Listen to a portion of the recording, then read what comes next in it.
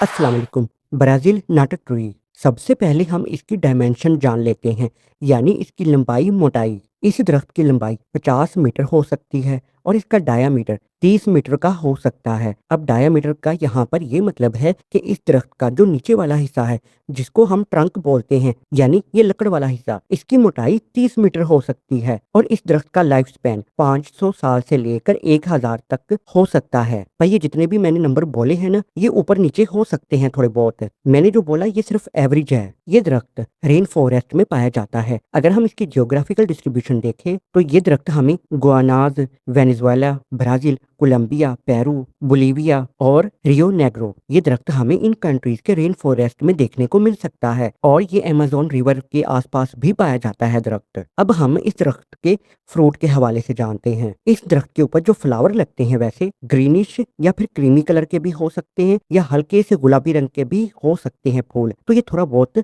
मुख्तलिफ हो सकते हैं ये फूलों के रंग जो इस दरख्त के ऊपर लगते हैं। पर अगर इसके फ्रूट की बात की जाए तो ये जैसा कि आप स्क्रीन पर देख रहे हो, ये इसी तरह का होता है, एक फुटबॉल की तरह, ये नारियल की तरह भी हम इसको बोल सकते हैं। इसमें ऐसा होता है कि जैसा होता है ना अखरोट वगैरह, उसके ऊपर छिलका होता है और जब हम उस छिलके को तोड़ते हैं तो उसके अंदर से बीज यानी गिरियां निकलती हैं जिनको हम खा सकते हैं। तो इसी तरीके से ये भी फ्रूट, इसके अंदर जो गिरियां होती हैं वो एडिबल हैं, वो हम इंसान खा सकते हैं। आगे चलकर वीडियो में मैं आपको न्यूट्रिशन फैक्ट्स भी बताऊंगा। मैं यहाँ पर आपको ये भी बता दूं कि इस दरख्त के फूल का साइज 4 इंच हो सकता है। इस फ्रूट के साइज की बात की जाए तो इसकी मोटाई यानी इसकी गुलाई 6 इंच हो सकती है और इसका वजन 2 केजी तक हो सकता है। मैं फिर बोलूंगा, इसका वजन ये कम ज्यादा भी हो सकता है फ्रूट का। और इस एक फुटबॉल फ्रूट के अंदर तकरीबन 24 के करीब गिरिया होती हैं यानी सीड्स। आमतौर पे इस दरख्त का फ्रूट का छिलका काफी ज्यादा सख्त होता है। हाँ, ये जरूर होता है कभी कभार ये दरख्त से टूटकर जब नीचे गिरता है तो ये टूट भी जाता है छिलका, और अगर ना टूटे तो आमतौर पे कोई भी एनिमल जल्दी इसको नहीं तोड़ सकता। पर एक एनिमल होता है जो हमें देखने में एक चूहे या गुलहरी की तरह लगता है, असल में ये एक रोडेंट्स होता है और ये रोडेंट्स अगौटी, क्योंकि इसके दांत काफी ज्यादा तेज होते हैं तो जिसकी वजह से ये बड़े आराम से इस फ्रूट का छिलका तोड़ लेता है यानी नट्स का। और जाहिर है फिर जब वो तोड़ेगा तो वो खाएगा भी सही। इस दरख्त की पॉलिनेशन की बात की जाए, पॉलिनेशन का मतलब ये होता है कि जब मक्खियां या फिर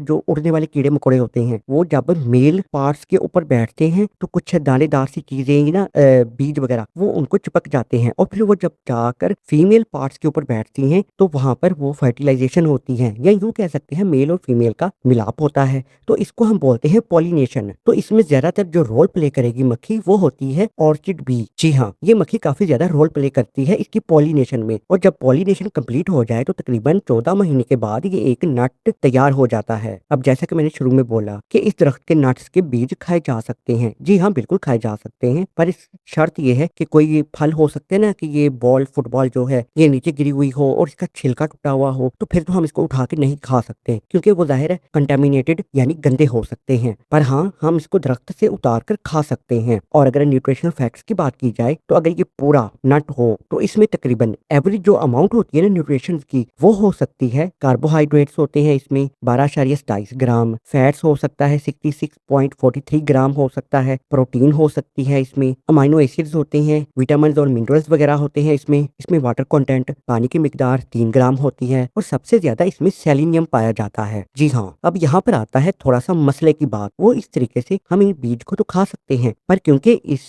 फ्रूट में सेलेनियम की मिकदार काफी ज्यादा होती है, अगर हम इसको ग्राम में कन्वर्ट करेंगे ना तो ये बनता है तकरीबन 28 ग्राम। अगर हम इसको माइक्रोग्राम में कन्वर्ट करें तो ये बनता है 544 माइक्रोग्राम। पर रोजाना जो हमें जरूरत है सेलेनियम की वो है तकरीबन 55 माइक्रोग्राम, यानी बहुत थोड़ी मिकदार में हमें सेलेनियम चाहिए होता है। अगर हम ये बीज ज्यादा खा लेंगे तो उससे क्या होगा कि सेलेनियम की वजह से हमें टॉक्सिसिटी हो सकती है। अब जाहिर अगर टॉक्सिसिटी होगी तो इससे हमें ये होगा कि हमें एलर्जिक रिएक्शन हो जाएंगे कोई ना कोई, जैसा कि हेयर लॉस हो सकता है या फिर हमें स्किन रैशेज भी हो सकते हैं, हमें थकावट भी हो सकती है। तो इस तरह के मसले हो सकते हैं, तो इसलिए इसको हम कम मिकदार में ही इसके बीजों को खा सकते हैं। सेलेनियम की वजह से ज्यादा हम इसको नहीं खा सकते। अब इस दरख्त के नट्स के बीज तो खाए जाते हैं, इसी के साथ इनका ऑयल भी निकाला जाता है और वो भी मुख्तलिफ तरीकों से इस्तेमाल होता है। इसका ऑयल खाने के तौर पर भी इस्तेमाल होता है, कॉस्मेटिक्स में भी इस्तेमाल होता है, ये जो मेकअप का सामान होता है या